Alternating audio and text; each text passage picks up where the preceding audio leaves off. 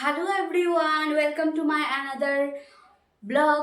আজকে হচ্ছে রবিবার আর আমাদের বাড়িতে আসবে অনেক অতিথি। তো অতিথিদের আপ্যায়নের জন্য তৈয়ারি তো চলছেই। তো আমি এখন সকালে উঠে কিছু টুকটাক কাজ করে দিয়েছি রান্নাঘরের।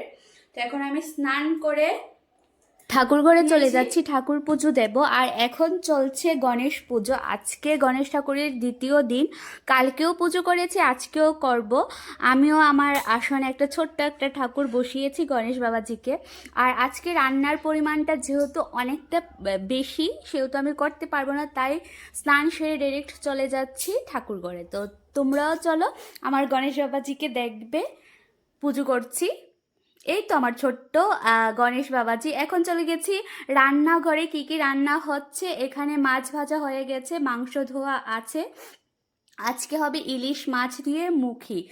মুখি আমরা লোকাল ভাষায় ছড়া বলি ওটাকে। তো ওটাই রান্না হবে। এখানে ডাল বসিয়ে দেওয়া হয়েছে।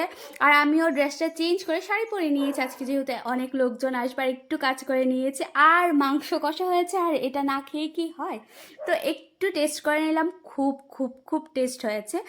তারপর এখানে খাওয়া দাওয়া চলছে, আমি খেয়ে নিয়েছি আর অন্য বাকিরাও খেয়ে নিয়েছে। এখানে চলছে একটু আড্ডা। আর ভিডিও যদি তোমাদের ভালো লেগে থাকে, please do like, comment and share my video.